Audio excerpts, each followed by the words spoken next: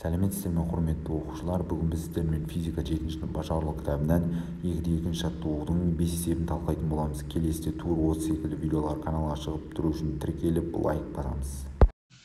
Так, бірінші есеп. Мына жағдайлар үшін бір қалыпты үсті қозғалыс графиктерді сызыңдар дейді. Енді қараймыз.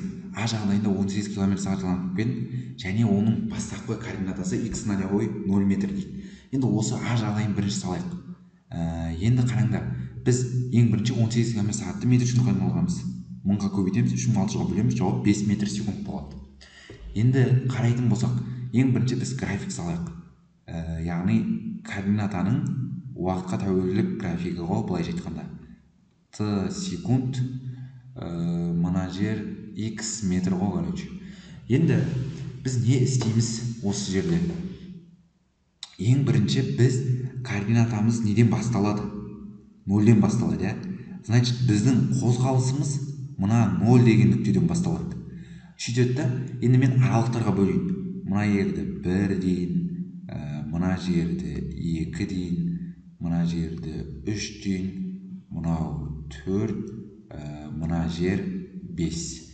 Енді дәл осылай жолды аралыққа бөлейін. 5, 10, мына жер менде 15, мына жер 20, мына жер 25. Енді қараңдар, бізде ол дене 1 секундта қанша жол жүреді деген сұрақ келеді. Бізде жылдамдық берілген 5 метр секунд. Енді ол S1 деп қойын, 1 секундта қанша жол жүреді? Ол үшін сол 5-ті жылдамдықты 1-ге көбейтем, онда 5 метр. 1 секундта 5 метр. Сонда екеуі былай қиылысады. Ал келесі 5 метр секунд жылдамдықпен 2 секундта ол 10 метр жол жүреді. 10 метр. Значит, мына екеуі былай қиылысады. Так, енді тағы да үшінші жол. Ол 5 метр секунд жылдамдықпен 3 секундта қанша жол жүреді? Әрине 15 метр жол жүреді. Екеуін көбейтесіңдер. Сонда 15 пен 3-тің қиылысқан жері болады, былайша айтқанда. Енді қараңдар, бізде координата 0-ден. Қозғалыс мына бастапқы координатадан басталады да, осы 4 нүктені қосамыз.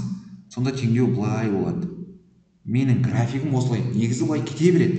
Енді өздерінің аған аралықтарға байланысты. Жалпы бірінші А жағдайы осы болады. Келесі, бізде А жағдайы. Оны қалай жасаймыз? Ең бірінші бізде мынандай нәрсе бар. Бұл жерге де график салам. Яғни Т секунд X метр. Енді қараймыз. Мына жер бізде 1, мына жер 2, мына жер 3, мына жер 4, мына аралық бізде 5. Енді дәл солай мен графикке де салып шығам. 5, 10, 15, мына аралық 20, мына аралық бізде 25. Енді бізде мынандай нәрсе туындайды. Оның бастапқы қозғалыс басталатын координатасы дейді 2 метр дейді. Значит, біздің қозғалысымыз бастапқы 2 деген координатадан басталады. Мына менің қараңдар, мына координата басы, яғни 0 ғой. Осы аралық 5 болса, оның жартысы біз уже біліп тұрық, ол 2-ден 5 болатыныншы. Значит, 2 деген примерно мына ерлері жатады. Значит, біздің қозғалысымыз мына нүктеден басталады, оқушылар мына нүктеден. 2 жағынан төменгі нүктеден қазір қозғалысымыз бастайтын боламыз. Ал енді 5 метр секунд жылдамдықпен дәл солай бұл жерде де осындай бір S1 5 метр секунд жылдамдықпен ол 1 секунд қозғалса 5 метр жол жүреді. Сонда ол 2-ден бастайды да 5 метр жол жүрсе, ол 7 метрге барады ғой, дұрыс па? Яғни 2-ге 5-ті қоссаңдар, 7 деген примерно осы жер. 1 секундта ол 7 метрге барады. Сонда мына аралық екеуін қиылысқан жері мына нүкте болады. Дәл сол сияқты S2 ол 2 секунд қозғалса, значит 10 метр жол жүреді. 10 метр жол жүреді, 5 метр, енді 7-ге 5-ті қосасыңдар ғой. Яғни мына 7-ге дейін 5 метр жол жүреді. ол 2 секундта 10 метр жол жүру керек. Сонда ол 2-ден бастап 7, 7-ге 5-ті қосатын болсаңдар 12. 12 деген примерно мына аралық. 12 деген примерно мына аралық. Сонда екеуінің қиылысқан жері болады мынау аралық. Енді келесі S3 ол 3 секундта 5 метр секунд жылдамдықпен 3 секундта 15 метр жол жүреді. Сонда мен қазір қараңдар 2 секундта 10 метр жол жүрдім. Енді ол 15 метр жол жүру үшін тағы да 5 метр қосу керек. Яғни 12-ге 5 қосылу керек. Онда оның несі 17 болады. 17 примерно мына жерде. Яғни осы 3 пен 17-нің қиылысқан жері мына жер. Так, сәл қиыс кетіп қалды, но болады. Енді менің қозғалысым мына екі жағым төменгі нүктеден басталады. И осы 4 нүктеден қосамын. Қостым.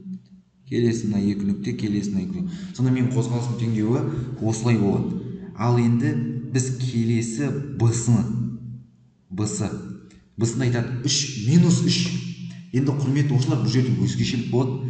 Минус деген бұл деген сөз не? Жалпы В тең минус 3 деген ол өсіне қарсы дегенді білдіреді. Енді қараңдар, мына жерде плюс болса ол x өсімен бағыттас. Мынаның алдында таңба жоқ, но бұл жылдамдық оң. Яғни плюс болса ол x өсімен бағыттас дегенді білдіреді. Мына жерде минус деген сөз x өсіне қарсы. Енді қараңдар, бұл жерде де тоже сондай график саламын мен қазір. Так. Мына жерде t секунд, мына жерде x метр. Дәл солай аралықтарға бөлем. 1, 2, мына аралық бізде 3, мына аралық 4, мына аралық 5. Енді мына жерде бізде 5, 10, 15, мына аралық бізде 20, мына аралық бізде 25. Енді қарайтын болсақ, бізде бұл жерде қозғалыс уже 6-шы нүктеден басталған, яғни 6 метр координатадан басталған. Ол деген примерно бізде мына жер 5 болса, примерно мына аралық менде 6 болады деген сөз ғой. Енді қарайтын болсақ, дене, енді S тең V, S1, V көбейтілген Т ғой. Енді қараңдар, минус 3 пен ол минус 3 деген, былайша айтқанда минус деген ол жылдамдық бағыты, оны есеп шығарғанда, яғни жолдамдықтарына қолданбай ақ қойсаңдар болады. 3 көбейтілген 1 деген ол 3 метр деген сөз. Енді 1 секундта 3 метр жол жүреді. Енді қараңдар, 2 секундта ол 6 метр жол жүреді. Так, ол бастапқыда 6-тан басталады да, 3 метр жол жүреді. Ол деген сөз 6-тан 3-ті азайтасыңдар, значит, примерно осы аралыққа, яғни 3 метр деген жерге келеді. 1 секундта ол мына жермен қиылысады. Міне, былай қиылысады. 6-тан бастайын, былай қиылысады, 2 нүктеден қостым. Енді келесі, ол 2 секундта 6 метр жол жүру керек. 2 секундта 6 метр жол жүрген қара. 0 мен, мына 0 мен 6-ның арасы 6 метр. Значит, 2 секундта ол мына жерге келеді ғой. Енді келесі, S3. 3 секундта ол қанша жол жүреді? Әрине 9 метр. Значит, 6 метр жол жүреді, тағы да оған 3 метр қосу керек. 3 метр қосу үшін мынаны астыға түсірем. Уж қозғалыс астыға қарай көріп байқап жатсыңдар ма? Так, бізде мына аралық 5 болса, яғни минус 5 болса, мына аралық менде примерно минус 3. Яғни минус 3 пен 3-тің қиылысқан жері болады. Сонда мына аралық болады ғой. Сонда қозғалыстың графигі былай болады екен. Міне, осылай түседі. Яғни мына 1 нүкте, 2 нүкте, мынау 3-ші нүкте, мынау бастапқы нүкте. Жалпы 3 вариантын талдадық. Келесі есеп.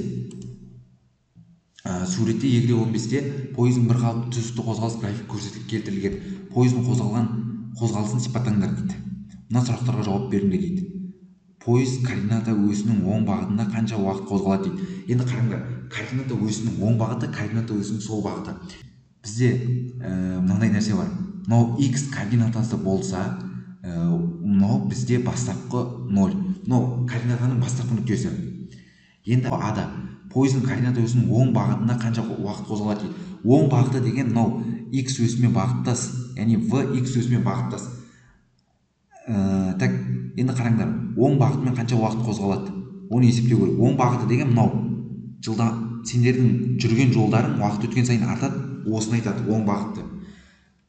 Оң бағыт қанша уақыт қозғалады, ол әрине мына аралық қой. Осы аралық бізде оң бағытымен қозғалған уақыты, ол аралық бізде 2 сағат. Жауап міне, оған кеткен уақыт мынау тұр. Жауабы бізде 2 сағат. 2 сағат дегенді сендерге айту мүмкін минутқа айналдыр деп, ол 120 минут болады. Енді сендерге айту мүмкін 120 минутты секундқа айналдырыңдар деп, ол үшін сендер 120-ны көбейтесіңдер, 60-ға 7200 секунд болады. Так, мына жер 7200 секунд. Жалпы осы. Енді айтады, әсі қанша уақыт аялдамада тоқтап тұрды дейді. Енді қараңдар, мына жерге келсек 120. Мына аралық тегіс болып тұр, мына аралық, мына екі жер тегіс болып тұр. Қараңдар, 120 километрден артпаған. Значит, осы жерде ол тоқтап тұр. Қараңдар, себебі оның жүрген жолы артып атқан жоқ. 120, 130 деп кетіп атқан жоқ. 120-да тұр. Значит, осы жерде тоқтап тұр. Ол қандай секунд пен не секундтың арасы? 4 пен 2-нің арасы. Значит, екеуінің арасы 2 сағат. Т тең 2 сағат уақыт ол аялдап тұрды. Келесі Б-сы. Ол координата өсі бойынша теріс бағытта қанша уақыт қозғалады? Теріс бағыт деген қараңдар, оның жүрген жолмен, яғни X өзімен бағыттас деген оң бағыт осы. Ал X өзіне қарама-қарсы теріс бағыт деген осы. Енді осы теріс бағытта қанша уақыт қозғалады деген, мынау 4 пен 6-ның арасында қозғалды. Бұл жерде тоже 2 сағат. Яғни Т тең 2 сағат. Келесі В, оның аялдамаға келген мезеттегі координаталары қандай? Аялдама деген тоқтайтын жері ғой. Значит, ол қай жерде тоқтады? Мына 2 мен 4 секундтың арасында аялдады. Міне, осы жер аялдау. И соңғы мына нүкте ол тоже аялдау болады. Осы жердің координаталарын бізге табу керек. Мынау бастапқы, яғни бастапқы бірінші аялдаған жердің координатасы ол 120 километр. Келесі аялдаған жері ол 0-ге барып тоқтады ғой. Оны просто 0 деп қоя саласыңдар болды. Г. Пойыздың орнын ауыстыру мен барлық уақыт ішіндегі жүрген жолын анықтаңдар дейді. Ең бірінші орын ауыстыру. Қараңдар, орын ауыстыру деген бастапқы нүкте мен соңғы нүктені қосатын сызық. Ол қараңдар, 0-ден бастады қозғалсын, яғни 0-ден бастап қайтып 0-ге келді. Оның орын ауыстыру векторлық шама ол 0 болады. Себебі ол бастапқы орнына қайтып келді.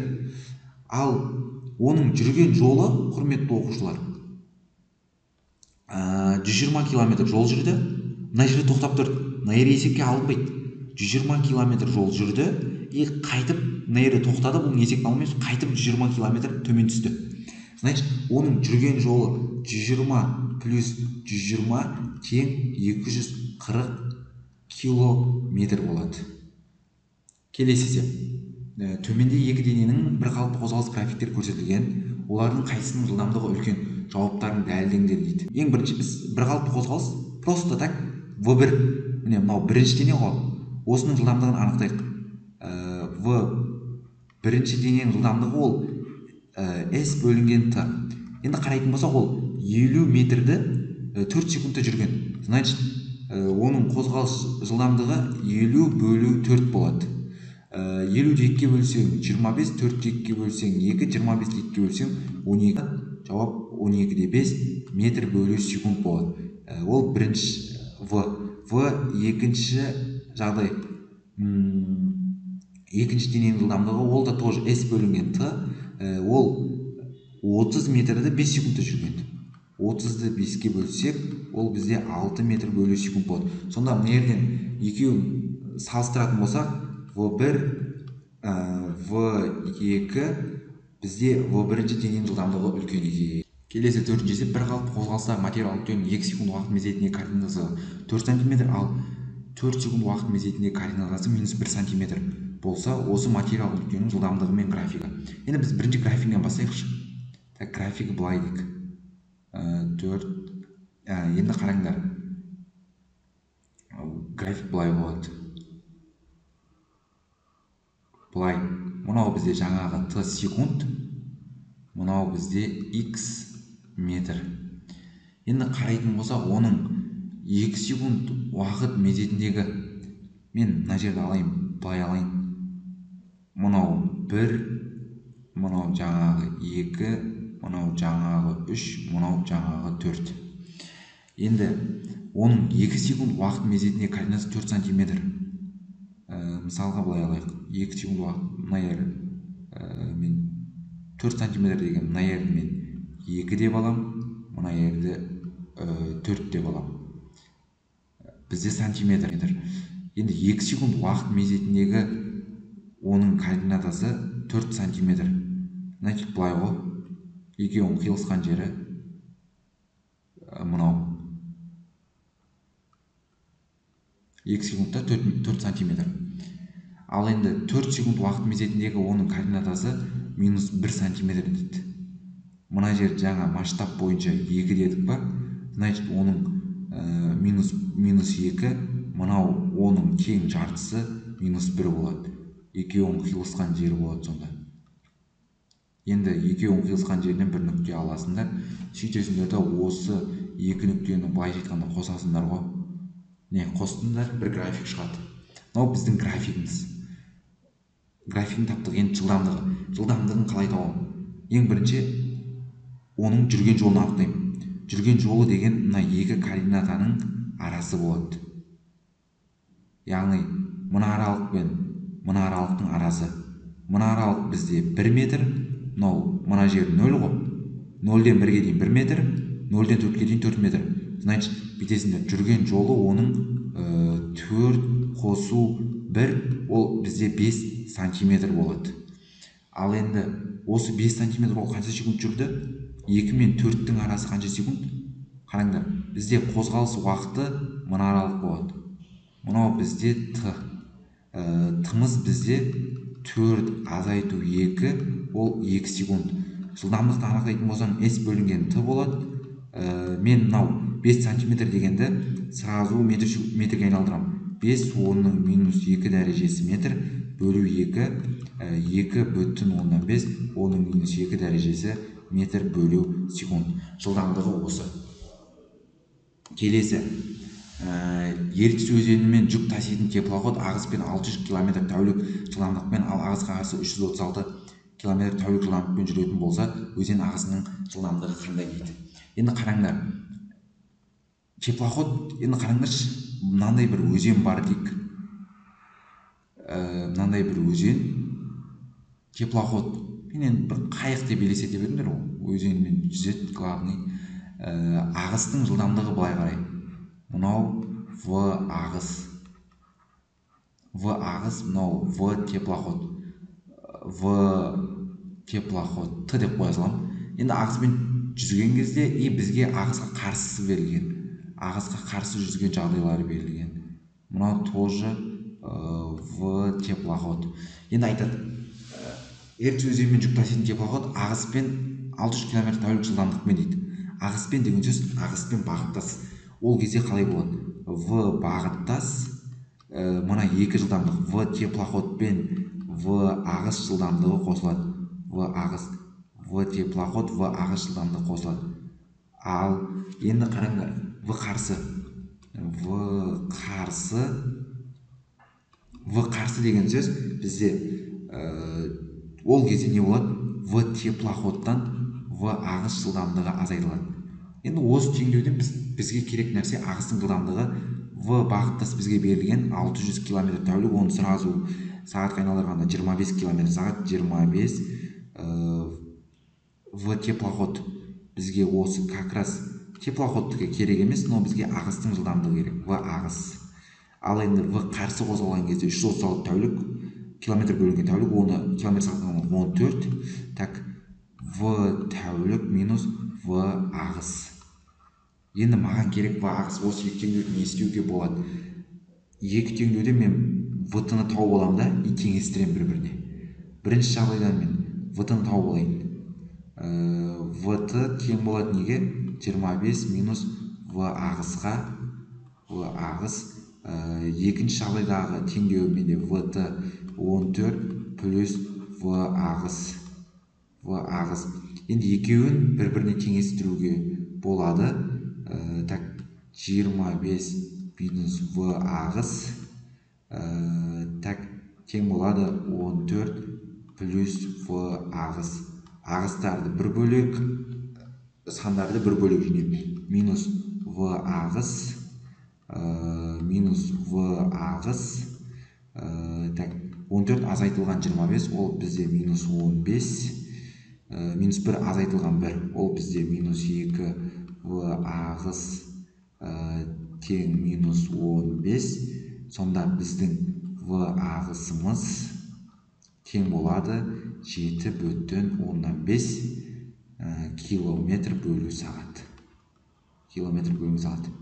Осымен бүгінгі есептеріміз бітті. Қош сау болыңыздар.